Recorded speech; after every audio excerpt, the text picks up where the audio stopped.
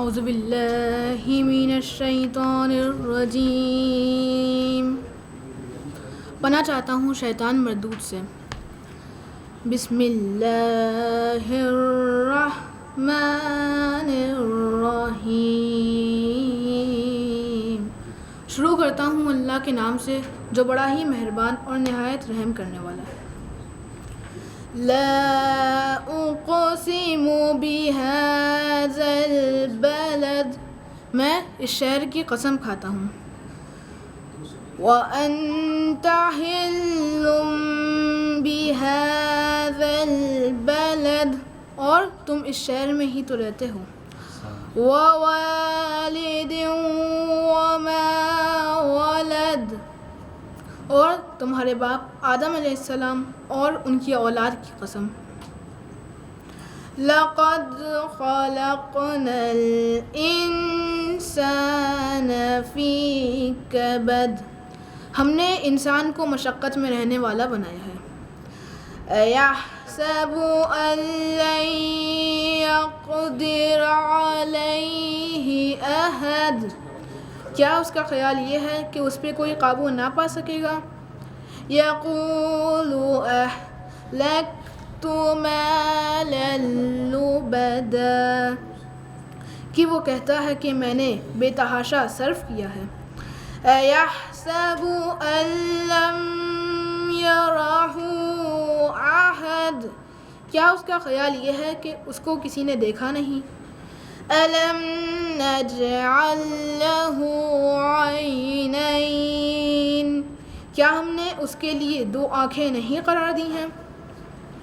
ولسانا وشفتین. اور زبان اور دو ہونٹ بھی. وہدیناہ النجدین. اور ہم نے اسے دونوں راستوں کی ہدایت دی ہے. فلاقتحم العقبہ. پھر وہ گھاٹی پر سے کیوں نہیں گزرا. وما ادراک ما العقبہ. اور تم کیا جانو کہ یہ گھاٹی کیا ہے. فک رقبہ. کسی گردن کا آزاد کرنا. او اطعام فی یوم ذی مسغبہ. یا بھوک کے دن میں کھانا کھلانا. یتیما ذا مقربہ. کسی قرابت دار یتیم کو.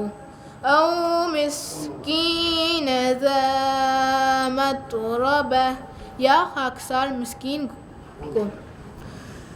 ثم كان من الذين آمنوا وتواصوا بالصبر وتواصوا بالمرحمة.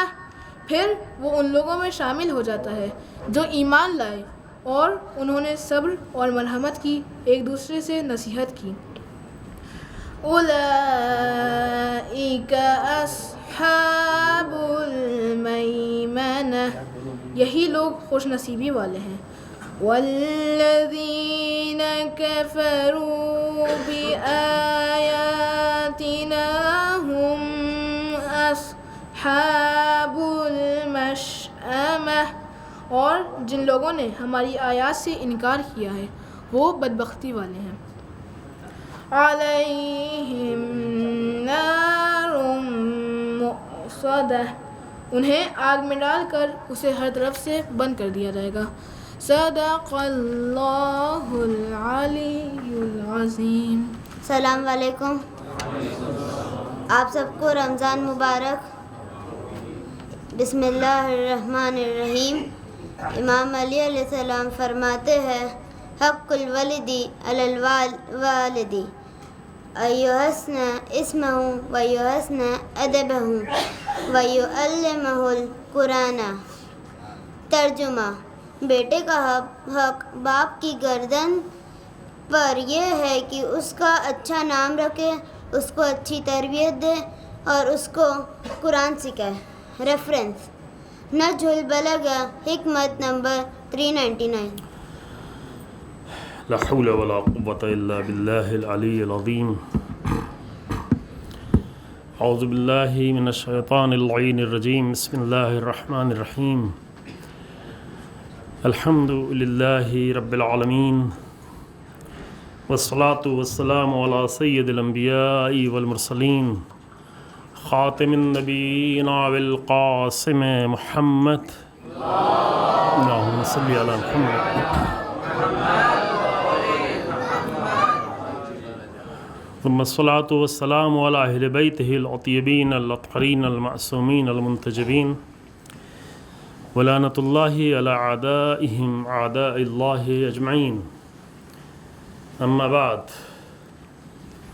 فقد قال الله تبارك وتعالى في كتابه الكريم بسم الله الرحمن الرحيم قل رب أدخلني مدخل صدق وأخرجني مخرج صدق واجعل لي من لدنك سلطانا نصیرا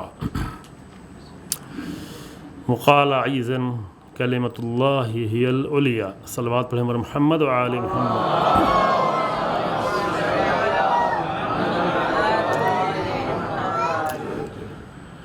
سب سے پہلے آپ تمام حضرات کی خدمت میں ماہ مبارک رمضان کی آمد کی مبارکباد پیش کرتے ہیں اور اللہ کی بارگاہ میں دعا کرتے ہیں کہ اس مہینے میں اللہ ہماری توفیقات میں اضافہ فرمائے، ہمارے گناہوں کو معاف فرمائے۔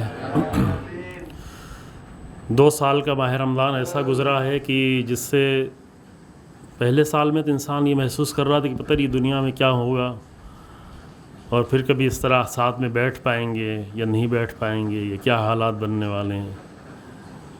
میڈیا نے اور کچھ لوگوں نے، سیاسی لوگوں نے اور دنیا کو بڑے پیمانے پر دیکھنے والے اور اس سے فائدہ اٹھانے والے لوگوں نے ایسے حالات بنا دیے تھے کہ بیماری سے تو کم لیکن خوف کی وجہ سے بہت سارے لوگ ہمارے درمیان نہیں رہے۔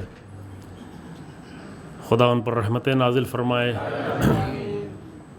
بہت سارے مومنین نہیں رہے، لیکن الحمدللہ 2 سال کی مدت گزرنے کے بعد پھر ابھی تقریباً حالات نارمل ہیں۔ ابھی بھی تھوڑا بہت ڈرانے کی کوشش کی جا رہی ہے، لیکن اب شاید ڈرنے والے کوئی نہیں ہے۔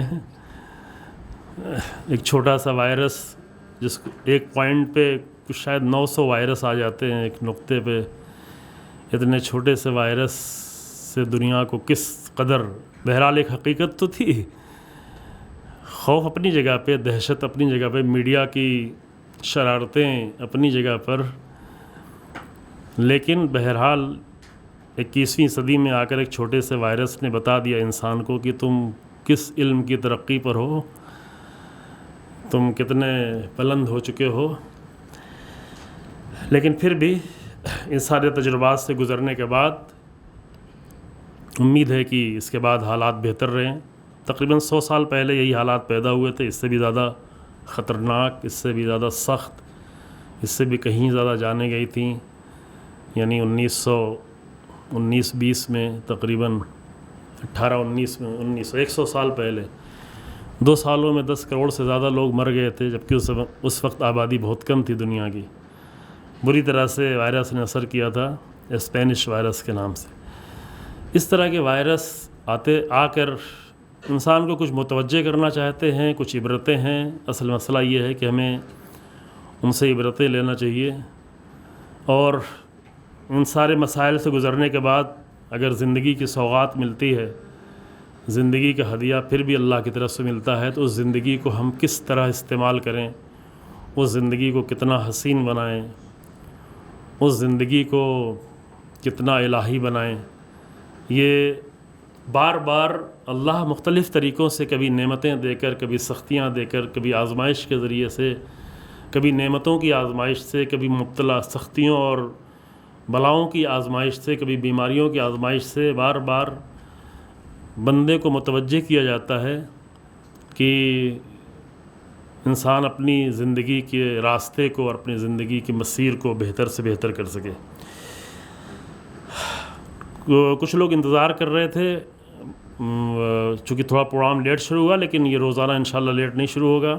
آج تھوڑا ٹیکنیکل مشکل تھی، پہلا دن تھا، تو وقت پہ آپ لوگ تشریف لائے تھے، الحمدللہ وقت پہ ایسے ہی تشریف لائیں تاکہ وقت پہ پروگرام شروع ہو اور وقت پہ ختم بھی ہو۔ اب آج وقت پہ شروع نہیں ہوا ہے تو وقت پہ ختم بھی نہیں ہونا چاہیے نا اصولاً. دیکھیں ہم کتنی کوشش کر پاتے ہیں ختم کرنے کی. 2 سال بعد ملاقات ہوئی نا آپ لوگوں سے, میرے پاس بھی بہت ساری باتیں ہیں بیان کرنے کی. دیکھیں ہم کتنا سمیٹ پاتے ہیں انشاءاللہ. قرآن کی ایک دعا سے شروع کیا گیا ہے. قرآن کہتا ہے سورہ اسراء میں قل رب ادخلنی مدخل صدق واخرجنی مخرج صدق. اے میرے اللہ مجھے داخل کر سچائی کے ساتھ کسی بھی کام میں. ماہ رمضان کے لیے بھی دعا کر سکتے ہیں اور زندگی کے کسی بھی امر کے لیے دعا کر سکتے ہیں جب شروع کرنے والے ہوں کہ پروردگار ہم سچائی کے ساتھ اس کام کو انجام دیں. سچائی سے مراد پھر صرف زبان کی سچائی نہیں ہے بلکہ فکر کی سچائی, ارادوں کی سچائی, ایمان کی سچائی, عمل کی سچائی, نتیجے تک پہنچنے کی سچائی. ہر لحاظ سے انسان میں سچائی ہو اور سچائی کے ساتھ کوئی بھی کام کیا جاتا ہے تو وہ کام عظیم ہوتا ہے, کامیاب ہوتا ہے. جو بھی کرتا ہے اس میں کسی مذہب و ملت کی شرط نہیں ہے, قید نہیں ہے. انسان کوئی بھی سچائی کے ساتھ کوئی کام کرتا ہے تو اس میں حتماً وہ کامیاب ہوتا ہے. چاہے وہ پڑھائی کر رہا ہو, چاہے وہ بزنس کر رہا ہو, چاہے وہ کوئی اور کام کر رہا ہو, چاہے وہ مولوی بن رہا ہو, چاہے وہ خطابت کر رہا ہو, چاہے وہ تبلیغ کر رہا ہو. کام اگر سچائی سے ہے تو اس کا نتیجہ ہمیشہ اچھا ہوتا ہے. اور اس بات کی انسان کو مسلسل اپنی زندگی میں خاص کر کسی امر کے شروع کرتے وقت کہ بھی آج ماہ رمضان شروع کیا ہم لوگوں نے آج صبح سے اس دعا کے ساتھ کہ پروردگارہ سچائی کے ساتھ اس مہینے میں داخل ہوں اور سچائی کے ساتھ اس مہینے سے نکلیں. وَأَخْرِجْنِي مُخْرَجَ صِدْقٍ وَاجْعَلْ لِي مِن لَدُنْكَ سُلْطَانًا نَصِيرًا. اور اے میرے اللہ اپنی طرف سے تو ہمارے لیے مضبوط دلیل, سلطان, سلطنت اور نصیر, مددگار قرار دے. تو خود ہی مددگار قرار دے. اللہ کی مدد اگر شامل حال نہیں تو کوئی چیز سچائی سے آگے بڑھ سکتی ہے. عنوان آپ کے سامنے اعلان کیا گیا ہے ان تقاریر کا. اللہ اگر توفیق دے, کئی سالوں سے یہ ذہن میں تھا, یہ بہت ہی بنیادی موضوع ہے, بہت زیادہ ضروری موضوع ہے اور کئی سال سے میرے ذہن میں یہ بات چل رہی تھی کہ کبھی اس موضوع کو شروع کیا جائے. اس سال ایک پروگرام تھا بھی کچھ دنوں پہلے اور وہیں سے یہ ارادہ ہوا کہ اسی سال اس موضوع کو شروع کیا جائے. اور وہ یہ ہے کہ زندگی کے قرآنی اصول, قرآنک پرنسپلس آف لائف, زندگی کے قرآنک جو پرنسپلس ہیں, قرآنی اصول ہیں, وہ کیا ہیں اور اس کی ہمیں ضرورت کیا ہے. اصل واقع ہمیں ضرورت ہے صرف قرآن پڑھ لینا, تلاوت کر لینا, قرات کر لینا, اتنا کافی ہے کہ قرآن کے کچھ اصول ہیں جو انسان کی زندگی کو بہت ہی عظیم, بہت ہی حسین, بہت ہی دیر پا, بہت ہی ٹھہرنے والی, بہت ہی تاثیر گزار, بہت ہی اس دنیا کو عظیم بنانے والی, بہت ہی آخرت کو عظیم بنانے والے ایسے اصول ہیں جو قرآن میں موجود ہیں. ہم ذاکروں سے, علماء سے یہ جملہ سنتے رہتے ہیں کہ قرآن کتاب زندگی ہے, لیکن صرف جملہ سن کے خوش ہو لیتے ہیں اور اگر زیادہ زور شور سے کہا گیا تو 2-4 واہ واہ بھی کر لیتے ہیں اور اس کے بعد یہ جملہ ختم ہو جاتا ہے. قرآن کتاب زندگی ہے یہ تو سن لیتے ہیں, لیکن قرآن کو کبھی کتاب زندگی بننے نہیں دیتے. سب لوگ نہیں, لیکن زیادہ تر یہ رہتا ہے کہ قرآن کتاب زندگی نہ بننے پائے. اور قرآن کی کتاب زندگی بننے کے مطلب یہ نہیں کوئی مولوی ہو, کوئی عالم ہو, کوئی آیت اللہ ہو, رسول اللہ کے لیے تھی, اہل بیت کے لیے تھی, علماء کے لیے, نہ, ایسا نہیں ہے. قرآن جو ہے یہی آیت جو آپ پڑھتے ہیں, دعاؤں میں پڑھ رہے ہیں, شہر رمضان الذی انزل فیہ القرآن, ماہ رمضان وہ مہینہ ہے کہ جس میں قرآن نازل ہوا, ہدی للناس, تمام انسانوں کے لیے, سب کے لیے. قرآن کتاب زندگی سب کے لیے. اب یہ انسانوں کے اوپر ہے کہ کون اسے کتاب زندگی بناتا ہے. جیسے روزہ اللہ نے واجب کیا سب کے لیے, کہا کہ پہلے والوں پر بھی واجب کیا تھا, لیکن کون اسے روزہ کو اپنے لیے ضروری سمجھے گا, یہ انسانوں کے اوپر ہے. کہتا یا ایھا الذین آمنوا کتب علیکم الصیام, اے مومنو روزہ تم پر واجب ہوا. تو خطاب تو مومنوں سے ہے, لیکن یوں نہیں کہ غیر مومنوں سے کہا کہ نہیں تم روزہ رکھ ہی نہیں سکتے. نہیں, وہ آئیں, داخل ہوں, ایمان میں داخل ہوں, روزہ رکھیں. اب اگر کوئی ایمان میں داخل ہی نہیں ہونا چاہتا تو پھر وہ روزہ بیچارہ کیا رکھے گا. دیکھیں بہت سارے لوگ ہیں جو یہاں پریشان نہ ہو جائیے، ممکن ہے کچھ لوگ مریضی کی وجہ سے روزہ نہیں رکھتے، بیماری کی وجہ سے روزہ نہیں رکھتے، ان کے لیے الگ سے ایکسیپشنس ہے، بلکہ بعض وقت جائز بھی نہیں ہے۔ اگر انسان کے لیے خطرہ ہو اور وہ خطرہ ایسا ہو جس کو ڈاکٹر واقعاً کہہ رہا ہو، اور جو واقعاً صرف ڈاکٹر کے کہنا ہی نہیں بلکہ واقعاً جو خطرہ لگ رہا ہو، تو وہاں پر پھر انسان کے لیے جائز نہیں رہ جاتا، یعنی روزہ رکھ کے اپنی جان دینا یہ جائز نہیں ہے۔ اللہ نے مشکل میں نہیں ڈالا، احکام کے ذریعے سے اللہ انسانوں کو مشکل میں نہیں ڈالنا چاہتا، بلکہ جتنے بھی اللہ کے احکام ہیں اس کے ذریعے سے انسانوں کی اور انسانی معاشرے کی کسی نہ کسی گتھی کو سلجھانا اور کسی نہ کسی مشکل کو حل کرنا چاہتا ہے۔ احکام الہی مشکلات کو حل کرنے کے لیے ہیں، مشکل میں ڈالنے کے لیے نہیں ہیں۔ لہذا بعض بزرگان جوش میں آ کر یہ کہیں نہیں کہ یہ کیسے ہو سکتا ہے کہ ماہ رمضان ہو ہم روزہ نہ رکھیں، نہیں، بچوں کی بات وہاں پہ مان لیں، روزہ نہ رکھیں، لیکن یہ کہ اپنے آپ کو ماہ رمضان سے بھی محروم نہ کریں، کیونکہ ماہ رمضان صرف روزہ رہنے کا مہینہ نہیں ہے، بلکہ میں پہلے عرض کر چکا ہوں کئی سال پہلے یہاں پر، اس لیے ماہ رمضان کی تعریف ہی قرآن نے یہ کی ہے کہ ماہ رمضان قرآن کے نازل ہونے کا مہینہ ہے۔ تو جو انسان کسی مجبوری کی بنیاد پر، بغیر مجبوری کے نہیں، اگر بغیر مجبوری کے کوئی روزہ چھوڑتا ہے تو ہر روزے کے اوپر 60 روزہ اس کا لکھا جا رہا ہے۔ یوں تو ایک ہی روزہ واجب ہے، لیکن اگر بغیر مجبوری کے چھوڑ رہا ہے تو 60 روزہ ہر روزے پر، اور اگر وہ نہیں ادا کر پایا تو پھر کیا ہوگا؟ ختم، معاف نہ، پھر اس کے بچوں پر رہے گا، اس کے بڑے بیٹے پر وہ واجب رہے گا، ہر روزے کے بدلے میں اس کا روزہ جو ہے اس کے بیٹے پر واجب رہے گا۔ تو واجب ہے، لیکن جو بتائے گئے ہیں ایکسیپشنز، جو استثناء ہیں، بیماریوں کی وجہ سے، سفر کی وجہ سے، بہت زیادہ بہت زیادہ ضعیف اور عمر رسیدہ ہو جانے کی وجہ سے انسان کے لیے احکام بتائے گئے ہیں، اس کے بدلے میں مختصر سا تھوڑا سا فدیہ دے کر ایک انسان کا پیٹ بھر کے انسان چاہے تو اس وقت روزہ نہیں رکھے۔ تو یہ روزہ جو ہے ماہ رمضان جو قرآن کے نازل ہونے کا مہینہ ہے، جو لوگ روزہ کسی مجبوری کی بنیاد پر نہ بھی رکھ پائیں تو وہ قرآن سے زیادہ فائدہ اٹھائیں، اور یہ ممکن ہے کہ کبھی کبھی کوئی روزہ داروں سے بھی آگے بڑھ جائے، قرآن سے اتنا زیادہ فائدہ اٹھا لے، اور یا روزہ داروں کے درمیان میں ایک روزہ دار بہت ہی آگے بڑھ جائے، ایک روزہ دار پیچھے رہ جائے، کیونکہ ایک روزہ دار صرف قرآن پڑھ رہا ہے لیکن ایک روزہ دار قرآن کو سمجھ بھی رہا ہے، ایک روزہ دار قرآن کو صرف سمجھ رہا ہے، ایک روزہ دار قرآن کو اپنی زندگی کے اصول کے طور پر بھی لے رہا ہے۔ تو درجات مسلسل انسان کے اس طرح بڑھتے چلے جاتے ہیں، اور بنیادی ترین مسئلہ قرآن کا جو ہے، باقی جتنی بھی چیزیں ہیں سب مقدمات ہیں، قرآن کا پڑھنا، قرآن کی تلاوت، قرآن کی قرأت، قرآن کو اچھے سے پڑھنا، قرآن کے لحن، قرآن کو حفظ کرنا، قرآنی مسابقے رکھنا، یہ سب بہت ہی اچھی چیزیں ہیں، لیکن یہ سب چیزیں جو ہیں وہ اصل مقدمہ ہیں، یہ کہ اسٹیپ ہے تاکہ اصل تک پہنچا جائے۔ وہ اصل ہے کیا؟ اصل یہ ہے کہ قرآن انسان کی زندگی کا حصہ بن جائے، اصل یہ ہے، اور یہیں سے اسی لیے یہ موضوع ہے زندگی کے قرآنی اصول۔ حصہ کیسے بنے گا؟ حصہ اس طرح نہیں بنے گا کوئی بہت زیادہ یہ اچھی چیز ہے، کوئی قرآن سے مانوس ہے، انس ہے۔ ہم لوگ ایران میں ہوتے تھے تو بہت پروگرامس ہوتے تھے، انس با قرآن کی محفلیں ہوتی تھی، اس میں جہاں پہ لوگ آگے بیٹھ کے متعدد طرح کے لوگ قرآن پڑھتے تھے، محسوس ہوتا تھا، لذت محسوس ہوتی تھی، قرآن سنتے تھے لوگ، اور انہیں سننے میں بہت ساری نورانیت اور وہ اصول اور زندگی کی چیزیں بیان ہوتی تھیں، علماء آتے تھے، مقررین آتے تھے، بیان کرتے تھے۔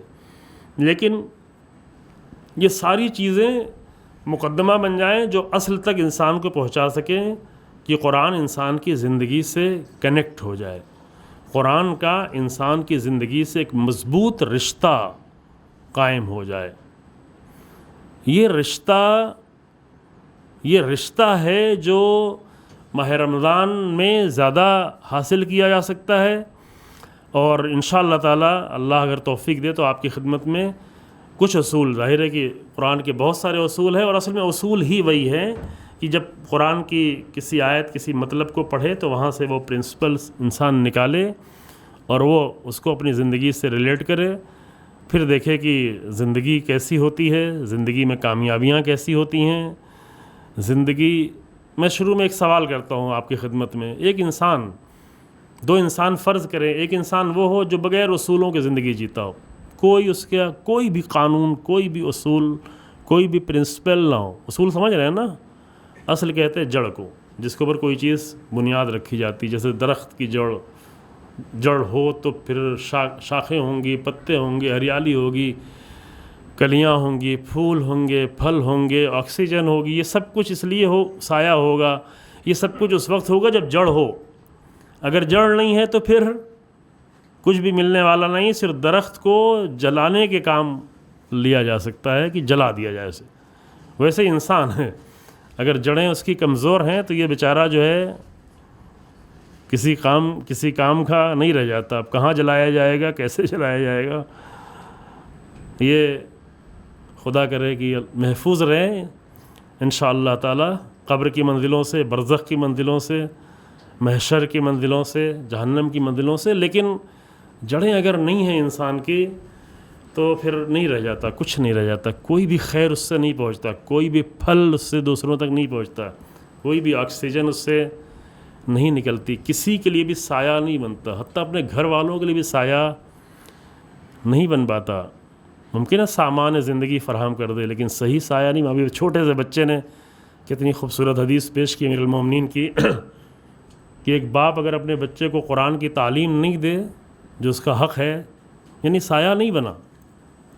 اچھا فلیٹ لے لیا، اچھی بلڈنگ بنا دی، اچھے اسکول میں پڑھا دیا، یہ سب کچھ اچھا کیا، لیکن اگر قرآن کا علم نہیں دیا. قرآن عام طور سے لوگ یہ سمجھتے ہیں کہ قرآن کا علم دینا یعنی مولوی صاحب کو بلا کے ٹیوشن لگا کر ان کو قرآن ختم کرا دینا اور پھر ایک بڑا سا پروگرام کرنا کہ دیکھو میرے بچے کا قرآن ختم ہو گیا، دعوت ہو جائے. یہ سب کچھ اچھی چیز ہے لیکن یہ تعلیم قرآن نہیں ہے. چونکہ تعلیم کا لفظ بنا ہوا ہے علم سے. علم قرآن الگ ہے، قرأت قرآن الگ ہے. قرآن پڑھنا اور ہے، قرآن کا علم حاصل کرنا اور ہے. اور باپ اپنے بچوں کے لیے اس وقت صحیح سایہ ہے، ایسا سایہ کہ جو آخرت میں بھی نظر آئے گا. وہ سایہ اس وقت ہے جب وہ اپنے بچوں کے لیے قرآن کے علم کا میدان فراہم کرے. خدا کرے کہ یہ 10 دن یا اس کے بعد بھی ہمارے بزرگ علماء تشریف لائیں گے، وہ بہت سارے باپ لوگوں کی ضرورتیں انشاءاللہ پوری کرے کہ قرآن کے کچھ علم. چونکہ ماہ رمضان جو ہے بہار قرآن کا مہینہ. چند دنوں پہلے ایک پروگرام تھا، وہاں پہ عرض کیا تھا کہ بہار جو ایسے نہیں آ جاتی. کلپ اس کی بنائی تھی لوگوں نے. بہار آتی ایسے نہیں ہے. بہار کسی ایک موسم میں آتی ہے لیکن اس کے کئی مہینے پہلے بارش ہوتی ہے، کئی مہینے پہلے زمین آمادہ ہوتی ہے، کئی مہینے پہلے سمندروں سے پانی اٹھتے ہیں، بادلوں میں تبدیل ہوتے ہیں، ہوائیں سے لے آتی ہیں، زمین پہ ڈالتی ہیں، زمین میں جا کے زمین دھیرے دھیرے آمادہ ہوتی ہے، بار بار بارش ہوتی ہے، درختوں میں پڑتی ہے، درخت پانی کو جذب کرتے ہیں، مناسب موسم ہوتا ہے. یہ کئی مہینے گزرنے کے بعد، مثلا ہمارے یو پی میں جون جولائی اگست میں بارش ہوتی ہے تو بہار کب آتی ہے؟ مارچ میں بہار آتی ہے نا. ایسے ہی ماہ رمضان بھی بہار ہے، قرآن کی بہار کا مہینہ ہے. لیکن یہ قرآن کی بہار کے لیے کم سے کم ماہ رجب اور ماہ شعبان کی تھوڑی سی بارش، تھوڑی سی چھینٹیں، تھوڑی سی دعائیں، تھوڑا سا ذہن کو تر کرنا، تھوڑا سا آمادہ کرنا، یہ انشاءاللہ ہوا ہوگا علماء کے ذریعے سے، دیگر لوگوں کے ذریعے سے، کہ تاکہ بہار قرآن سے انشاءاللہ زیادہ استفادہ کر سکیں. ایک مطلب کہیں اور عرض کیا، کبھی کبھی ممکن ہے آپ یہ ہوگا اگر ہم نے نہیں کیا ماہ رمضان میں کچھ زیادہ اور ماہ رجب و شعبان میں تو ابھی فرصت ہے. مثلا شب قدر کو اللہ نے پہلے دن نہیں قرار دیا، بھائی ماہ رمضان شروع ہوا آج ہی شب قدر ہو جائے. شب قدر کو لے جا کے آخر میں رکھا ہوا ہے. فرصتیں ہوتی ہیں. انسان اور درخت میں فرق ہے. درخت کے لیے لازم ہے کہ اتنا مدت گزرے، بارش ہو، دھیرے دھیرے زمین میں جذب ہو، دھیرے دھیرے اس میں تبدیلیاں آئیں، پھر اس میں پتے آئیں، پھول آئیں، کلیاں آئیں، پھل آئے. لیکن انسان درختوں سے بہت آگے کی چیز ہے. انسان چاہے تو کبھی کبھی ایک دن میں کئی مہینے کا سفر طے کر لیتا ہے، ایک دن میں سالوں کا سفر طے کر لیتا ہے، ایک دن میں سالوں کی آمادگی پیدا کر لیتا ہے. ایک ارادے کے ساتھ ایک مضبوط ارادے کے ساتھ انسان چاہے تو پورے ماہ رمضان کو حسین بنانے کے لیے آمادہ ہو جاتا ہے. انسان بہت ہی عجیب ہے. قرآن کہتا ہے, ہم یہ نہیں کہہ رہے ہیں, قرآن کہتا ہے کہ وما ادراک ما لیلۃ القدر لیلۃ القدر خیر من الف شہر. تم کیا جانو کہ شب قدر کیا ہے؟ شب قدر 1000 مہینے سے بہتر ہے. بہتر ہونے کا مطلب کیا؟ یعنی رات بدل گئی. رات تو وہی ہے, وہی زمین گھوم رہی ہے سورج کے کنارے گرد, اور وہی جو ہے سایہ زمین پہ پڑ رہا ہے, وہی سورج کی روشنی پڑ رہی ہے. ایک رات سامنے سورج کی روشنی نہیں ہے تو پیچھے رات آ گئی ہے, یہاں پہ رات ہے تو کہیں پہ اجالا ہوگا. تو وہ تو کوئی تبدیلی نہیں آئی. لیکن کب ایک رات 1000 مہینے, یعنی کتنے ہوتے ہیں؟ ابھی کچھ دن پہلے شمار کیا تھا کسی برادر نے, تقریباً 83 سال ہوتے ہیں. یعنی ایک انسان کی مفید زندگی 83 سال سے زیادہ تو نہیں ہوتی آج کل کے زمانے. یعنی انسان درختوں کی طرح نہیں ہے, انسان جانوروں. انسان چاہے تو ایک شب میں 83 سال کا سفر طے کر لے جائے, 83 سال اپنے آپ کو آگے لے جائے. لے جائے کیسے؟ لے جانے کا قانون یہی ہے کہ کیسی زندگی گزارنے کا اس نے ارادہ کیا ہے, کن اصولوں کے ساتھ. تو سوال میرا پہلا کیا تھا؟ یہ تھا کہ یہ انسان, 2 طرح کے انسان کو فرض کریں. ایک وہ ہو جس کا کوئی قانون نہ ہو, کوئی پرنسپل نہ ہو, کچھ بھی. اور ایک انسان ہے چاہے وہ کسی بھی مذہب کا ہو لیکن اس کے پرنسپلس ہیں, وہ قانون کے مطابق زندگی جیتا ہے, وہ اصولوں کے ساتھ زندگی جی رہا ہے. تو ان دونوں میں سے کس پہ بھروسہ کیا جائے گا؟ سوال. اصل دوست, 2 طرح کے لوگ دوست ہیں. بہت سارے دوست ہیں, جوان لوگ یہاں بیٹھے ہوئے ہیں, دوست تو ہوں گے نا. دوستوں میں سے کچھ دوست ایسے ہیں کہ جن کے اصول ہیں, جن کے پرنسپلس ہیں کہ نہیں ہم دیکھو اس کے یہ نہیں کر سکتے, یہ غلط ہے, ہمارا قانون یہ ہے, ہمارے اصول یہ ہے, زندگی ہمارا طریقہ یہ ہے. اور کچھ لوگ ایسے جن کا کوئی بھی قانون نہیں ہے. 2 تاجر ہیں, ایک تاجر جس کے کوئی بھی قانون نہیں, کچھ بھی کر سکتا ہے, کبھی بھی کوئی کام کر سکتا ہے, اپنے فائدے کے لیے کوئی بھی قدم اٹھا سکتا ہے. اور ایک تاجر وہ ہے کہ نہیں, اس کے اصول سے ہیں کہ نہیں یہ تو نہیں کر سکتے, یہ غلط ہے تو یہ نہیں کر سکتے. تو کس پہ بھروسہ کیا جائے؟ آپ کس پہ بھروسہ کریں گے؟ دوست کس پہ بھروسہ کرے گا؟ تاجر کس پہ بھروسہ کرے گا؟ بیوی کس شوہر پہ بھروسہ کرے گی؟ شوہر کس بیوی پہ بھروسہ کرے گا؟ ایسی بیوی جس کے کوئی اصول ہی نہیں ہو, جس کا کوئی قانون ہی نہیں زندگی کا ہو, یا اس پر کہ جس کے بہرحال کچھ قانون. اور جو لوگ عام طور سے قانون, 99% لوگ وہ ہیں جو عام طور سے قانون بناتے ہیں, وہ فطری چیزوں کو بناتے ہیں, اور فطری چیزیں اسلام سے میچ کر رہی ہوتی ہیں. کچھ لوگ ہوتے ہیں جو الگ ہیں, ان کے قانون مل کے الگ ہوتے ہیں. اس میں سب سے ٹاپ پہ جو ہیں وہ دنیا کے سیاست مدار لوگ ہیں, ان کے قانون الگ ہوتے ہیں. ان کے قانون ہی یہی ہیں کہ وہ کیا ہے کہ ہمیں صرف اور صرف استعمال کرنا ہے لوگوں کو اپنی حکومت کے لیے, اپنے ووٹوں کے لیے, اپنے تخت و تاج پہ بیٹھے رہنے کے لیے, اپنے فلائٹوں میں سفر کرنے کے لیے, اپنے ہزاروں لوگوں کے درمیان میں واہ واہ کے لیے. ان کے قانون یہ ہوتے ہیں. وہ سب کو استعمال کرتے ہیں فقط اپنے لیے. ضرورت پڑتی ہے تو اپنی ماں کو استعمال کر لیتے ہیں, اپنے باپ کو استعمال کر لیتے ہیں, ضرورت پڑتی ہے اپنی بیوی کو استعمال کر لیتے ہیں, ضرورت پڑتی ہے اپنے دین کو استعمال کر لیتے ہیں, اپنے دھرم کو استعمال کر لیتے ہیں, اپنے دھرم کو بدنام کر کے رکھ دیتے ہیں کہ تاریخ میں کبھی بھی, ابھی دیکھیں ہمارے ملک میں الگ کئی طرح کے دھرم ہیں, تاریخ میں ہندو دھرم کبھی بھی اتنا بدنام نہیں ہوا جتنا آج کے سیاست مداروں نے اس کو بدنام کیا. لوگ کہتے ہیں مسلمانوں سے ڈرے نہیں, ان سیاست مداروں سے ڈر رہے کہ جنہوں نے ہندو دھرم کی کیا حالت بنا دی. جو عام طور سے نرمی کا, محبت کا مذہب جانا جاتا تھا. ہر مذہب میں کچھ نہ کچھ اچھائیاں رہتی ہیں, جتنی تحریف نہ ہو, جتنا چینج نہ کیا گیا ہو, جو بیسک چیزیں ہیں وہ اچھی ہوتی ہیں. لیکن کیا کیا چند سالوں کے درمیان میں ایک مذہب کی کیا امیج پوری دنیا میں پیش کی, ابھی کیا پیش کر رہے ہیں. کیوں ایسا ہو رہا ہے؟ کیونکہ جو لوگ اپنے لیے استعمال کرنا شروع کرتے ہیں تو ہر چیز کو استعمال کرتے ہیں, مذہب کو استعمال کرتے ہیں. قرآن کی ہے نا, قرآن کی جگہ جگہ آیتیں کہ لوگ قرآن کی آیتوں کو بیچتے ہیں, بہت معمولی قیمتوں میں بیچتے ہیں, چونکہ ان کو فائدہ اسی میں, ثمن قلیل میں بیچتے ہیں. یعنی یہ کہ جن کا کوئی بھی قانون نہیں ہے, کسی بھی پرنسپلس کے ساتھ وہ زندگی جینا ہی نہیں چاہتے. ایسے انسان پر کوئی بھی کبھی بھروسہ نہیں کرے گا. بیٹا ہوگا تو باپ بھروسہ نہیں کرے. ایک لمحے کے لیے باپ بھروسہ نہیں کرے کہ بیٹا کسی کام کا ہوگا کہ نہیں ہوگا. اب باپ بیٹے سے زیادہ رشتہ کیا ہوگا؟ ماں بھروسہ نہیں کرے گی.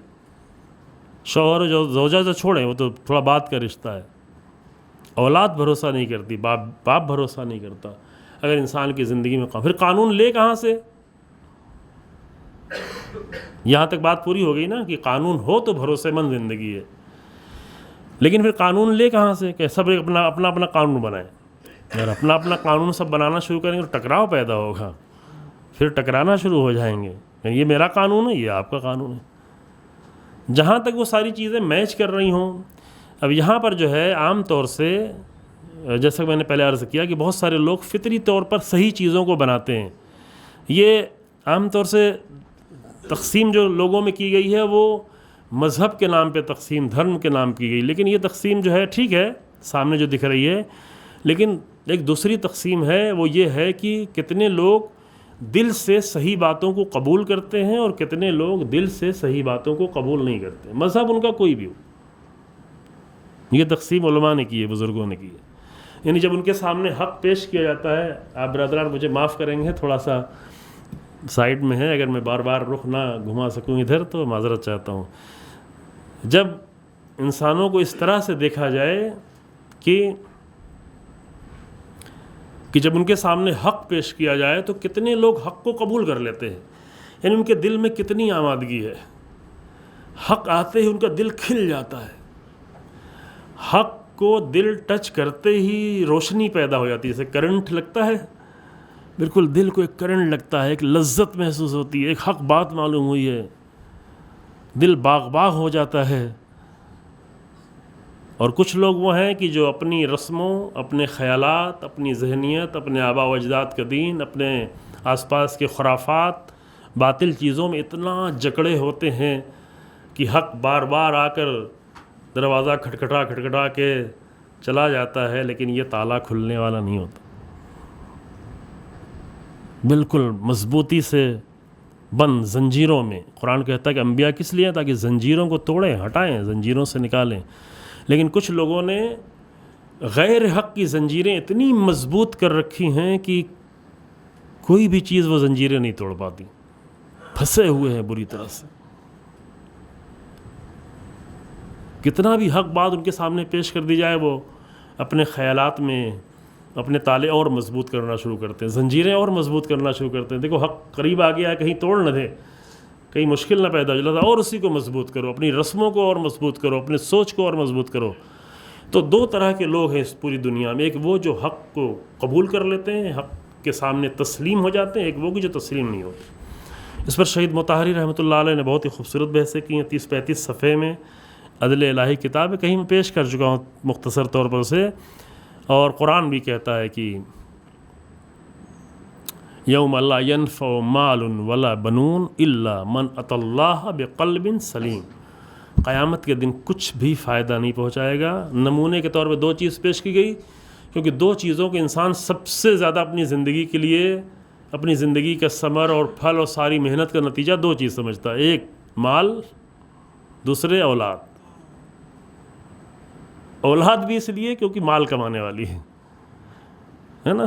اور قرآن کہتا ہے یوم لا ینفع مال ولا بنون، نہ مال کمانے والا ہے، نفع کوئی نہیں پہنچانے والا ہے، نہ بنون، نہ اولاد، الا من اتی اللہ بقلب سلیم. صرف ایک چیز فائدہ پہنچائے گی کہ انسان کتنا زیادہ قلب سلیم، ایسا دل کی جو حق کے سامنے تسلیم ہو، جس کے اندر سبمیشن کی حالت ہو، جب بھی حق آئے بالکل تسلیم ہو جائے، بالکل دروازے کھول دے، پورا دروازہ کھول، ذرا سا بھی نہیں.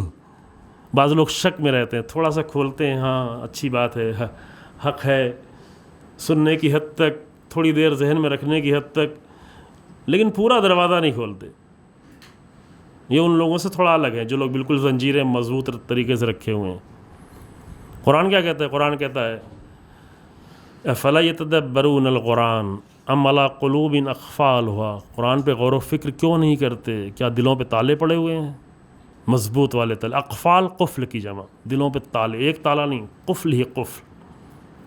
اب اپنے اپنے قفل انسان سوچ سکتا ہے کتنے سارے قفل اس نے اپنے قفل سمجھ تالے کتنے سارے تالے ڈال رکھے ہیں.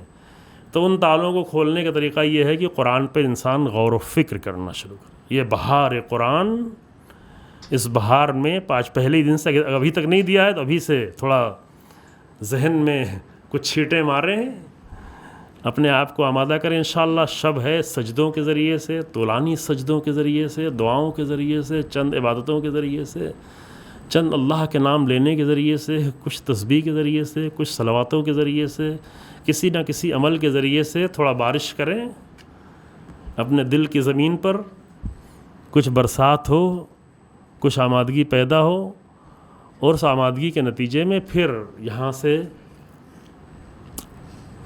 درخت نکلتے ہیں، جڑیں بنتی ہیں، پھل فروٹس نکلتے ہیں. وہ بہت ہی حسین ہوتے ہیں، وہ بہت ہی دیرپا ہوتے ہیں. قرآن کیا کہتا ہے؟ قرآن کہتا ہے کہ مثل کلمۃ طیبۃ کشجرۃ طیبہ اصلها ثابت وفرعها فی السماء تؤتی اکلها کل حین. اس کے پہلے یہ کہ کلمہ طیبہ کی مثال شجر طیبہ کی ہے، پاکیزہ درخت، ایسا درخت کی ہر موسم میں پھل دیتا ہے. ایسا درخت نہیں جس میں ماہ رمضان آئے تو تھوڑا سا پھل مل جائے. ایسا درخت جو ہر موسم میں پھل دیتا ہے، جس کی جڑیں گہرائیوں میں ہیں اور جس کی شاخیں آسمانوں تک جاتی ہیں، یعنی جس کی پرواز فقط زمین میں ٹکی نہیں ہوتی کہ جتنا بھی انسان سوچے کہ کیا سوچے کہ یہی زمینی چیزیں، یہی کھانا پینا، آج افطار کیا تھا، آج پھر سحری کیا ہے، پھر بھوک بہت زیادہ ہے، شربت نہیں تھا تو یہ نہیں تھا، تو ناراض ہو جاتا ہے، بیوی سے ناراض ہو جاتا ہے. وہ صرف یہی زمینی چیزوں میں ساری اس کی شاخیں نہیں ہیں، ان مضبوط جڑوں کے ذریعے سے وہ آسمانوں میں پرواز کرتا ہے. آسمانوں میں پرواز کرنے کے لیے انسان میں زیادہ آمادگی قرآن کے ذریعے سے پیدا ہوتی ہے. یہ تھوڑا سا مقدماتی باتیں تھیں جو میں نے آپ کی خدمت میں عرض کیں، اور اب بہت زیادہ وقت نہیں ہے. آج جو مجھے گفتگو کرنی تھی، ایک اصل بیان تو کر ہی دوں، شاید اگر پوری نہ کر سکوں، چند چیزیں میں آمادہ کر کے لایا لیکن شاید وقت نہ رہ جائے اس پورا کرنے کا. سب سے پہلی اصل قرآن کی سب سے پہلی آیت ہی کے ذریعے سے، اصل کی جمع اصول ہے، اصل یعنی جڑ، بنیاد، اور اصل کا پلیورل کیا ہے؟ اصول. اصول قرآن، زندگی کے قرآنی اصول. تو سینکڑوں اصل ہیں، سینکڑوں اصول ہیں، سینکڑوں نہیں بلکہ اور ہزاروں اصول ہیں قرآن میں. ان میں سے چند اصل بھی انسان کو اگر مل جائے تو بس انسان کی زندگی سنور جاتی ہے، واقعاً حسین ہو جاتی ہے. پہلی اصل قرآن کی کیا ہے؟ سب سے پہلی آیت ہی میں ہے کہ زندگی کے کسی بھی عمل کا آغاز اللہ کے نام سے، اللہ کے لیے، الہی. پہلی اصل. اصل یہ اتنی بنیادی اصل ہے، اتنا بنیادی قانون ہے قرآن کا کہ انسان کی زندگی کے پورے رخ ہی کو بدل دیتا ہے. آپ دنیا کے 7.5 ارب انسانوں کو فرض کریں گی، بھاگ دوڑ تو ہر ایک کرتا ہے، کوشش تو ہر ایک کرتا ہے، صبح و شام سب ملا دیتے ہیں، رات دن پورے دن میں محنت کرتے ہیں، رات میں وہی خوابوں میں دیکھتے ہیں، وہی سوچتے ہیں. لیکن یہ سب کچھ کہاں سے، کس کے لیے، اس کا آغاز کیا ہے، اس کا انجام کیا ہے، کیوں کرنا چاہتے ہیں؟ عام طور سے لوگوں کی سوچ جو ہے یہ کہ بس ہر چیز زیادہ ہو جائے، کثرت ہو. الہاکم التکاثر حتی زرتم المقابر. کثرت، تکاثر یعنی کثرت، زیادہ، ہر چیز کی زیادتی زیادتی زیادتی، یہاں تک کہ جا کے قبروں کو بھی گننے لگے کہ دیکھو میری قبریں زیادہ ہیں، میرا خاندان ہے نا. لوگ گناتے ہیں جو بڑے بڑے خاندان کے لوگ ہیں. ہم لوگ ہر جگہ جاتے ہیں، ہر طرح کی بستیوں میں جانا ہوتا ہے، یہ سب سننا پڑتا ہے، کبھی بہت مشکل ہو جاتی ہے.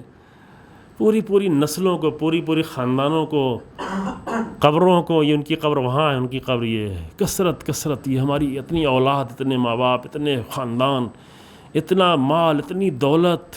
الہاکم التکاثر، ہر چیز زیادہ، خواہش زیادہ. زیادہ ہونا عیب نہیں ہے، دیکھیے آپ غلط فہمی کا شکار نہیں ہوئے، زیادہ ہونا عیب نہیں ہے، لیکن زیادہ کس لیے ہو یہ طے کرتا ہے کہ عیب ہے کہ عیب نہیں۔ حضرت سلیمان نے کہا کہ پروردگارا مجھے ایسی حکومت دے دے کہ اس کے پہلے کسی کو بھی نہیں دی تھی، بعد میں کسی کو نہیں دی۔ بہت زیادہ مانگا نا، یہ بھی زیادہ تھا، لیکن کیا وہ زیادہ مانگنا عیب تھا؟ نہیں عیب تھا، کیونکہ اس لیے نہیں مانگا تھا کہ تاریخ میں ایسا بادشاہ لکھا جاؤں کہ میرے جیسا کوئی نہ ہو۔ یہ نیت نہیں تھی سلیمان کی، یہ نیت نہیں تھی۔ نیت کیا تھی وہ قرآن وہ بھی بتاتا ہے۔ نیت یہ تھی کہ اتنی بڑی حکومت ہو، بار بار جو ٹکراؤ ہوتا ہے، آ کے جنگیں ہوتی ہیں، لوگ مشکل میں ڈالتے ہیں، آ کے مار کے چلے جاتے ہیں، لڑائیاں ہوتی ہیں، اتنے زخمی ہوتے ہیں، اتنی بڑی حکومت ہو کہ یہ سب ختم ہو جائے اور بس لوگوں کی خدمت ہو، خیر ہو، اچھائیاں ہوں، ہر طرف خوبیاں ہوں۔ اور جب وہ حکومت اللہ نے دی تو پھر اللہ کی بارگاہ میں دعا کرنے لگے، پروردگار اب تو حکومت تو نے دی تو رب اوزعنی ان اشکر، کیا ہے آیت بہت دن پہلے، نعمتک التی انعمت علیہ، پروردگارا تو نے جب اتنی بڑی حکومت دے دی تو اب تو مجھے اس بات کی توفیق بھی دے کہ میں ان تیری نعمتوں کا شکر بھی ادا کرتا رہوں۔ اور شکر صرف زبان سے نہیں، زیادہ مانگا ہے، زیادہ شکر بھی، اپنے پورے وجود سے شکر، تمام خدمات کے ساتھ شکر، تمام نعمتوں کا صحیح استعمال کر کے شکر، جو کیا حضرت ابراہیم، حضرت سلیمان نے، اور بنی اسرائیل کے بہت سارے انبیاء کے پاس حکومتیں تھیں، انہوں نے کیا یہ الہی حکومتیں۔ تو کثرت میں کوئی نقصان نہیں ہے، لیکن کثرت کس لیے ہو، انسان کی ساری سوچ کیا ہو۔ ایک انسان ایک بہت بڑا میں خطیب ہو جاؤں، ہماری تقریریں پوری دنیا میں سنی جائیں، ہر ایک مجھے جانتا ہو، لیکن کس لیے؟ یہ کس لیے طے کرے گا کہ یہ اچھا ہے کہ برا ہے؟ خود کو دھوکہ دے رہا ہے یا لوگوں کو فائدہ پہنچا رہا ہے؟ یہ مطلب عرض کیا گیا ہے کہیں پر، ایک بزرگ کی زبان سے انہوں نے بیان کیا تھا کہ جیسے پتنگ اڑ رہی ہوتی ہے تو دیکھیں کہ اس کا ڈور کس کے ہاتھ میں ہے۔ پتنگ تو آسمان پہ دکھ رہی ہوتی ہے، ڈور نہیں دکھ رہا ہوتا ہے۔ ڈور دکھتا ہے، اڑائیے پتنگ، ڈور جو ہے نہیں دکھ رہا ہوتا ہے۔ اب پتنگ کتنا بھی لہرائے، ادھر ادھر گھومے پھرے آسمانوں پر، لیکن اصل یہ ہوتا ہے کہ ڈور کس کے ہاتھ میں۔ ویسے بہت سارے لوگ بہت بھاگ دوڑ ہنگامہ، پورا دن، پوری رات، پوری زندگی پتنگ کی طرح لہرا رہے ہوتے پوری دنیا میں، بازاروں میں، یہاں وہاں، مختلف شہروں میں، مختلف ملکوں میں، لیکن ڈور کس کے ہاتھ میں؟ کون لہرا رہا ہے، کون ہلا رہا ہے، کون حرکت دے رہا ہے؟ صرف خواہشات، صرف نفس کی خواہشات، پیچھے شیطان سارا ڈور پکڑے ہوئے ہے، وہ جدھر چاہتا ہے ہلا کے لے جاتا ہے، چاہے قرآن ہی کیوں نہ پڑھ رہے ہو، لیکن ڈور کس کے ہاتھ میں؟ چاہے تقریریں ہی کیوں نہ کر رہے ہوں، ڈور کس کے ہاتھ میں؟ اصل مسئلہ یہ طے ہونا ہے۔ اگر ڈور جو ہے ہوا و ہوس کے ہاتھ میں ہے، خواہشات کے ہاتھ میں ہے، اللہ اکبر، سخت منزل، اللہ نجات دے ہم سب کو، آپ سب کو، ہے نا۔ کم لہرائے، کم دوڑ بھاگ کرے، لیکن ڈور جو ہے وہ الہی ہو۔ اسی کو کہتے ہیں کسی کام کو، زندگی کے کسی کام کا آغاز وہ اللہ کے نام سے، بسم اللہ الرحمن الرحیم۔ یہ جملہ ہم بہت کہتے ہیں، الحمدللہ کہا جاتا ہے، لیکن عام طور سے کب کہا جاتا ہے؟ مثلا جب گاڑی پہ بیٹھتے ہیں اور گاڑی چلنے والی ہوتی، اب جو ہے ڈرائیور بھی کہتا ہے بسم اللہ الرحمن الرحیم، جو وہ مسلمان ہوتا ہے وہ کہتا ہے، جو اس کو بیچارے کو ڈر لگا ہوا ہے کہیں ایکسیڈنٹ نہ ہو جائے، خاص کر اگر ہائی وے پہ نکلنا ہے، لمبے روٹ پہ نکلنا ہے، اب یہاں پہ ضرور بسم اللہ بھی کہے گا، اگر دعا یاد ہے تو دعا بھی پڑھے گا، لیکن اچھا ہے، لیکن یہ خطرے سے بچنے کے لیے ہے، یہ اپنے کام کو الہی رنگ دینے کے لیے نہیں۔ اور بسم اللہ ہے کیا؟ بسم اللہ ہے اپنی زندگی کو، زندگی کے کسی بھی امر کو الہی رنگ دینے کے لیے۔ کوئی بھی کام، صرف تقریر ہی نہیں، صرف قرآن پڑھنا ہی نہیں، کوئی بھی کام کرے، کام وہی ہوگا، کام میں کوئی فرق نہیں ہوگا۔ فرق صرف اتنا ہو جائے کہ اگر اللہ الہی رنگ میں کوئی کام کیا جاتا ہے تو وہ کام جو ہے زیادہ محنت سے ہوتا ہے، زیادہ کوشش سے ہوتا ہے، زیادہ کامیابی کے سے ہوتا ہے، زیادہ آگے بڑھ کے انسان کرتا ہے. کام کی کوالٹی میں فرق آ جاتا ہے، کام اسے وہی کرنا. اور بسم اللہ کے ساتھ جب کوئی کام کیا جاتا ہے تو اس کام میں بہت سارے، میں چند رمز، کتنے دیر ٹائم رہ گیا ہے؟ ایک صلوات پڑھے آپ لوگ، کافی دیر سے صلوات رہ گیا.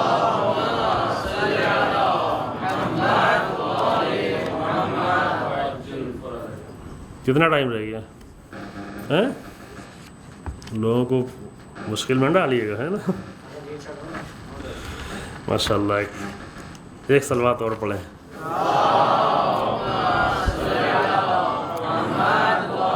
چونکہ بہت سارے اصول ہیں، وقت کم ہے، اس لیے میں جلدی تھوڑا سا کر دینا چاہتا ہوں گفتگو. آیت اللہ محسن قراتی استاد رہے ہیں، ساتھ میں کبھی کبھی ہم لوگ رہے بھی ہیں. بہت ہی عظیم انسان ہے، بہت ہی عظیم الشان، بہت ہی مخلص انسان. آپ ایران جائیں گے جو راستوں میں جگہ جگہ مسجدیں، اسٹیشنوں پر، روڈوں پر، ہر جگہ جب بھی آپ کو نماز کا ٹائم ہوگا 2-4-10 منٹ بعد کہیں نہ کہیں بڑی سی مسجد مل جائے گی. وہ سارا مشن جو ہے آیت اللہ قراتی نے شروع کیا، اور بہت سارے انہوں نے مشن کیے. خاص کر سب سے بڑا ان کا مشن جو قرآن، زندگی کو قرآنی بنانے کی. اس لیے انہوں نے قرآن کے لیے جتنا بھی کام کیا، ان کی 50 کتابیں ہیں، بنیاد اس کی سب قرآن ہے. اور ہر وقت قرآن ایسے ساتھ میں ہوتا ہے. جب بھی کچھ پڑھ رہے ہوتے ہیں، آیتیں ان کو یاد ہوتی تو ایسے پھر بھی کھولتے ہیں، ایسے کھولتے ہیں. ہم لوگ پوچھتے تھے کیا ہے، جو آپ کو پتہ ہے، آیت تو آپ کو پتہ ہے، لیکن جب بھی کوئی آیت پڑھتے تھے ایسے کھولتے تھے، پھر ایسے دیکھ کے پڑھتے تھے. اب جو بھی ہو، بہرحال ان کی نیت کی قرآن کا ایک دیدار ہو جائے، قرآن پہ ایک نظر ہو جائے. اور کبھی کبھی ان کو کوئی ایسی آیت بھی مل جاتی تھی کھول کے، تو انہوں نے یہ تفسیر لکھی ہے، تفسیر نور. 12 جلدوں میں چھپتی ہے، پہلے 10 جلدوں میں بھی تھی، 12 جلدوں میں چھپتی ہے. اس کی خوبی یہ ہے کہ انہوں نے بالکل ایک لائن میں قرآن کے میسیجز، اصلی میسیج عام لوگوں کے لیے، بالکل بچے، جوان، نوجوان، کوئی بھی انسان اگر جاننا چاہے تو آسانی سے. اور بھی اہم تفسیریں لکھی گئی، جیسے تفسیر نمونہ، جس میں تھوڑا انسان سمجھے گہرائی کے ساتھ. اور بہت ہی گہرائی سمجھنا ہے تو تفسیر المیزان. لیکن ابھی یہاں ماشاء اللہ کئی سارے بچے بیٹھے ہوئے ہیں، میں خالی چند ان کے بسم اللہ سے آپ توجہ کریں. بسم اللہ تو ہم لوگ بہت پڑھتے ہیں، ہے نا؟ روزانہ 10 بار تو بسم اللہ پڑھتے ہی ہیں. آپ دیکھیں کہ ایک معلم قرآن، چونکہ انہوں نے یہ کام کیا ہے لہذا انہی کے نام سے پڑھا جائے تو بہتر ہے، ورنہ آپ سوچیں گے تو آپ کے ذہن میں بھی یہ مطالب آئیں گے. تو صرف جلدی میں وضاحتیں نہیں، چونکہ یہ وضاحتیں ہر نقطہ جو ہے ایک مجلس، ایک تقریر چاہیے. واقعاً بہت ہی خوبصورت نقطے ہیں، لہذا آپ جلدی سے جو لکھ رہے ہیں وہ لکھیں بھی، جو سن رہے ہیں وہ سنیں بھی. فرماتے ہیں کہ بسم اللہ کا ایک چہرہ بنا کے پیش کیا ہے، اس کا عنوان رکھا ہے سیما ہے بسم اللہ. بسم اللہ کا چہرہ کیا ہے؟ پہلی بات، جو چہرے میں کئی سارے عضو ہیں نا، تو بسم اللہ کو دیکھیں. کہتے ہیں بسم اللہ جو ہے نشان گرے رنگ و سبغ الہی و بیان کرے جہت توحیدی ماس. بسم اللہ جو ہے انسان کی زندگی کو الہی رنگ میں لانا. کوئی بھی انسان کام کرے جبکہ بسم اللہ، یعنی وہاں ایک الہی رنگ پیدا ہو گیا. اب یہ انسان کے اوپر وہ رنگ کتنا گہرا ہو، کتنی دیر تک ہو، کتنی جلدی اسے چھڑا دے یا رہنے دے، لیکن اس میں ایک توحیدی رنگ پیدا ہو گیا، یعنی اللہ سے امید کر کے یہ کام شروع کرنے جا رہا ہے انسان. یہ بہت ہی حسین ہے. بسم اللہ رمز توحید اس و ذکر نام دیگران بجائن رمز کفرس. اللہ کے بجائے کسی اور کا نام لیں تو پھر کیا ہوگا؟ بعض لوگ کہتے ہیں اپنے باپ کے نام سے شروع کرتے ہیں، باپ کے نام،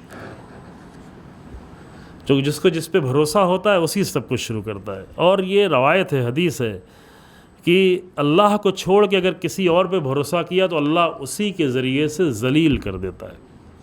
اور اس کے نمونے اسی زمانے میں آپ بہت سارے دیکھ لیں کہ لوگوں نے کس پہ بھروسہ کیا، پارٹیوں پر، حکومتوں پر، اور اللہ نے انہی کے ذریعے سے ذلیل کیا. بہت سارے لوگ اولاد پہ بھروسہ کرتے کہ میری زندگی سہارا کون ہوگا؟ بڑھاپے کا بیٹا ہوگا. یہ بیٹا چلا جاتا ہے دوسرے ملک میں، پھر فون کرنے کی توفیق نہیں ہوتی. لیکن اگر بھروسہ اللہ پہ ہو تو دوسرے ملک جا کے بھی اپنے باپ کو یاد رکھتا ہے کہ میرا باپ ہے. بھروسہ زندگی میں اللہ پہ کریں. بھروسہ نہ شوہر پہ، نہ بیوی پہ، نہ بیٹے پہ، نہ اپنے مال پہ، نہ اپنی کمائی پر. اللہ پہ بھروسہ ہے تو اللہ ہر چیز کو مفید راستے میں استعمال کر لیتا ہے، اور یہ انسان اس کا تجربہ کر سکتا ہے. اور اگر کسی کو ساتھ کیا کہ نہیں اللہ پہ بھروسہ ہے فلاں پہ، تو یہ مشرکانہ ذہنیت ہے، شرک کے ساتھ جی رہا ہے انسان کہ ہاں اللہ بھی ہے لیکن اور بھی تو کچھ لوگ ہیں۔ نمبر 3، بسم اللہ رمز بقا و دوام است، یعنی کیا؟ یعنی بسم اللہ، کسی کام کو بسم اللہ کے ساتھ اگر شروع کرتے ہیں کہ بس اب وہ ہمیشہ رہے گا، وہ ختم ہونے والا نہیں ہے، وہ باقی رہے گا۔ میں نے کچھ حدیثیں بھی لکھی ہوئی تھی لیکن شاید حدیث آج نہیں بیان کر پائیں گے آپ کے سامنے، وقت نہیں رہ جائے گا، اگر رہی ضرورت تو کل بیان کر دیں گے، ورنہ پھر کبھی جب بحث ہوگی تفصیل سے تو انشاءاللہ بسم اللہ کے بارے میں عرض کیا جائے گا، ہے نا؟ کیونکہ جتنا بھی کوئی بھی رنگ کسی عمل پہ لے آئیں وہ بہرحال فنا ہو جائے، ختم ہو جائے گا، لیکن اگر الہی رنگ ہے کسی بھی عمل میں تو وہ ختم ہونے والا نہیں ہے۔ اگر انسان اپنی زندگی کی کسی بھی آغاز کو اللہ کے لیے، اللہ کے ساتھ شروع کرتا ہے تو وہ چاہے کتنا ہی چھوٹا سا کیوں نہ ہو، وہ کبھی ختم ہونے والا نہیں۔ وہ ہزاروں کی مجلس نہ ہو، لاکھوں لوگ نہیں ہوں، 5 لوگ بیٹھے ہوئے ہوں، 1-2 خرما دیا جا رہا ہے انہیں، دسترخوان بہت زیادہ نہیں بچھا ہے، لیکن یہ کبھی بھی ختم نہیں ہوگا۔ خرما کھا کے ختم ہو جائے گی، جیسے بریانی بھی ختم ہو جائے گی، لیکن وہ کام جو اللہ کے لیے نہیں، وہ کام بھی ختم ہو جائے گا، لیکن یہ عمل ختم ہونے والا نہیں ہے۔ یہ ہمیشہ ایک فہرست میں لکھ دیا گیا کہ یہ الہی کام تھا۔ الہی کام کسی کا بھی ختم نہیں ہوتا۔ ابوذر کا ختم نہیں ہوا، سلمان کا ختم نہیں ہوا، کربلا کے میدان میں لوگوں کا عمل ختم نہیں ہوا، چونکہ الہی کام تھا۔ بسم اللہ رمز عشق بخدا، بسم اللہ سے انسان عشق سیکرٹ ہے، یہ اللہ سے بندے کا عشق کہ یہ بندہ اپنے پروردگار کا عاشق ہے، یعنی مشکل وقت میں جب اس نے نام لیا کسی کا تو اللہ کا نام لیا، بسم اللہ الرحمن الرحیم۔ کسی بھی اہم امر کا آغاز کیا اللہ کے نام سے، یعنی یہ کہ اس کا عشق، اور بھی ہیں، اور بھی زندگی میں ہیں لوگ چاہنے والے جس کو چاہتا ہے یہ، لیکن عشق کا مرکز اللہ کی ذات ہے، جو دھیرے دھیرے ہمارے ذہنوں سے دور کیا جا رہا ہے۔ جن لوگوں کو آ کر توحید بیان کرنا چاہیے تھی، وہی آ کر ہمارے ذہنوں میں شرک گھول رہے ہیں۔ اللہ سے ہمارے ذہنوں کو، ہمارے جوانوں کو، ہمارے بچوں کو ابھی اپنے کام میں اللہ کم نظر آتا ہے، اور خوش ہوتے ہیں کہ ہم نے اہل بیت کا نام لیا ہے۔ اہل بیت اس سے ناراض ہوتے ہیں کہ تم نے میرا نام اللہ کے بغیر کیوں لیا۔ ہم خوش ہوتے ہیں کہ ہم تو خوش کر رہے ہیں، لیکن اہل بیت ناراض ہوتے ہیں۔ بسم اللہ رمز خروج از تکبر و اظہار عجز در درگاہ الہی است۔ تکبر، ہر طرح کے تکبر، جو انسان کہتا ہے اللہ کے لیے، اللہ کے نام سے، تو پھر دھیرے دھیرے کیا ہوتا ہے؟ تکبر ختم ہوتا ہے۔ پھر یہ نہیں کہتا کہ نہیں میں کر رہا ہوں، میری محنت ہے، میرا علم ہے، میری سوچ ہے، میں نے اس کے لیے اتنی پڑھائی کی ہے، میں نے اس کے لیے اتنی پلاننگ کی ہے، ہاں سب کچھ کیا ہے لیکن اللہ کے لیے، تو پھر میں وہاں پہ ختم ہوتا چلا جاتا ہے۔ اللہ جو ہے وہ جس کے نتیجے میں انسان میں تکبر ختم ہوتا ہے۔ بسم اللہ گام اول در مسیر بندگی و عبودیت، عبودیت اور بندگی جو سب سے بڑی فضیلت ہے، کائنات میں جتنی بھی فضیلتیں ہو سکتی ہیں اس میں سب سے بڑی فضیلت بندگی ہے، حالت بندگی، جس پہ ائمہ فخر کرتے تھے، میں بندہ ہوں، کفا بی عزا نکون لک عبدا، مجھے لیے کافی ہے کہ میں تیرا بندہ ہوں، میرے پروردگار۔ بسم اللہ کہنے سے کوئی کام جب شروع ہوتا ہے تو یعنی یہ کہ انسان میں بندگی کا قدم اس نے پہلا اٹھا دیا ہے۔ بس تمام کرتے ہیں، بسم اللہ مایہ فرار شیطان است۔ بسم اللہ کہا تو وہ جو شیطان للچائی ہوئی نگاہ سے آ رہا ہوتا ہے، دیکھتے دیکھو یہ بندہ کچھ شروع کرنے جا رہا ہے، پکڑو اسے، کہیں یہ توحیدی نہ ہو جائے، کہیں الہی نہ ہو جائے، اس میں کیا رنگ بھرا جائے۔ لیکن جیسے انسان کہتا ہے بسم اللہ، اب شیطان گھبرا کر جو ہے وہاں سے فرار کرتا ہے۔ اس کو آپ محسوس کریں، ابھی زیادہ وقت نہیں ہے۔ بسم اللہ عامل قداست یافتہ نکارہا و بیم کردن انہا، بسم اللہ کے ذریعے سے ایک کام مقدس ہو جاتا ہے، کام کوئی بھی ہو مقدس ہو جاتا ہے، اس میں ایک تقدس پیدا ہو، چاہے دکان ہی کیوں نہ کھول رہے ہو، ہے نا۔ بسم اللہ ذکر خدا است، یعنی کہ خدایا من تھوڑا فراموش نہ کر دیں۔ یہ راز اس بات کا ایک پروردگارہ میں تجھے بھولا نہیں۔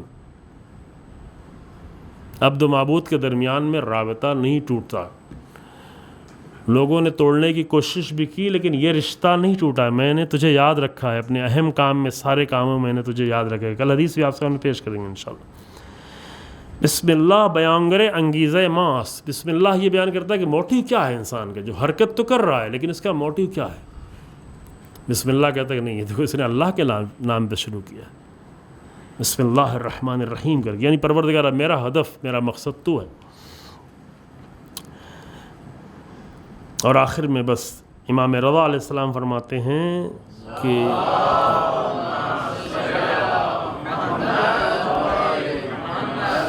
کہ بسم اللہ اسماء اعظم, سنا اسم اعظم, اسماء اعظم الہی, اللہ کے اسماء اعظم سے اتنا نزدیک ہے جیسے آنکھوں کی سفیدی اور سیاہی, اتنا بسم اللہ نزدیک. یعنی انسان کی زندگی میں اگر بار بار بسم اللہ آتا رہے, زندگی کے کسی بھی مسئلے میں, گھر سے قدم نکالا, آگے بیٹھا, کچھ شروع کرنے جا رہا ہے, کچھ پڑھنے جا رہا ہے, کچھ کام کرنے جا رہا ہے, کچھ کمانے جا رہا ہے, کچھ کھانے جا رہا ہے, کچھ بھی کرنے جا رہا ہے, اگر بسم اللہ ہے تو زندگی کے قرآن کا ایک بہت بنیادی قانون اس کو مل گیا, اس کی زندگی میں اتنے سارے رنگ پیدا ہو گئے جو سارے رنگ الہی رنگ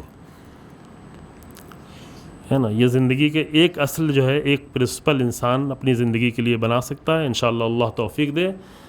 کل فرصت رہی تو چند روایتیں پیش کریں گے, دوسرا قانون پیش کریں گے انشاءاللہ تعالی. اللہ توفیق دے کہ ہماری زندگیاں پتہ نہیں کہاں سے شروع ہوتی ہیں, کہاں ختم ہوتی ہیں, کیسے شروع ہوتی ہیں, اس کا آغاز کہاں سے ہم کیسے کر لیں, کب سے ہماری زندگی میں بسم اللہ داخل ہو جائے. زبانوں پہ الحمدللہ ہے, دکان شروع کرتے وقت ہے, گاڑی چلاتے وقت ہے, لیکن کب بسم اللہ ہماری زندگیوں میں داخل ہو جائے اور اس کی تاثیر پوری زندگی میں اتنی اچھی ہو کہ یہ زندگی نورانی ہو جائے, یہ زندگی الہی رنگ میں ڈھل جائے انشاءاللہ تعالی.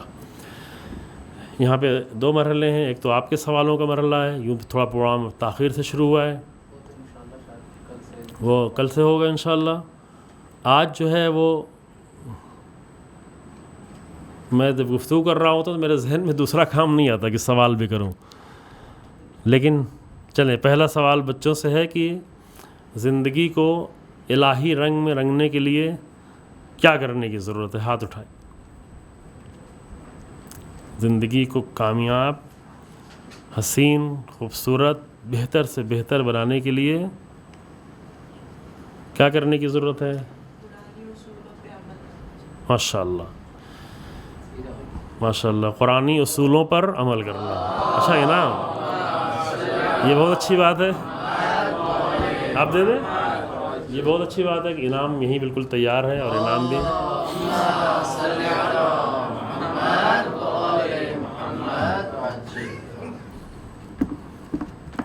جی ہاں.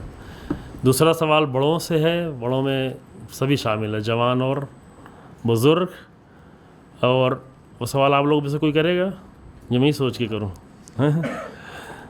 کل سے ہم اور پہلے سوچ رہے ہیں تھوڑا سخت والا سوال, آج آسانی والا سوال. آپ بتائیں کہ بسم اللہ کے تقریباً 9, 10, 11 رمز بیان کیے گئے. کوئی بزرگ اٹھ کر اس میں سے 3 رمز بیان کر دیں. 3 اس کے 3 سیکریٹس, 3 رنگ. اٹھائیں, بسم اللہ بیان کریں. ہاں ہاں دیکھ کے وہ مسئلہ نہیں ہے یہاں.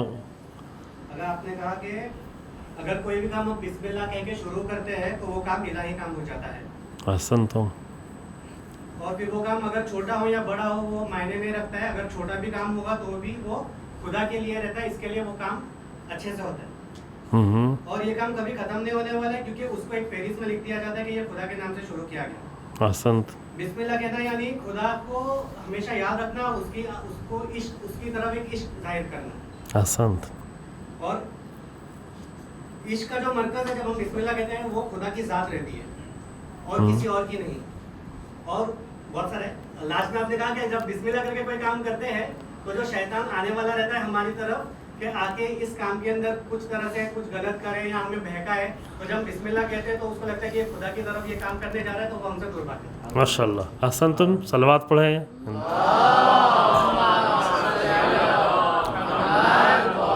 صلوات جو ہے, صلوات اس بچے کے لیے بھی تھی اور ہمارے یہ برادر کے لیے بھی اور آپ سب کے لیے کہ جنہوں نے انشاءاللہ اللہ کی بارگاہ میں دعا ہے کہ اللہ ان تمام اعمال کو قبول فرمائے. وآخر دعوانا الحمد للہ رب العالمین صلی اللہ علیہ محمد وآلہ طاہرین.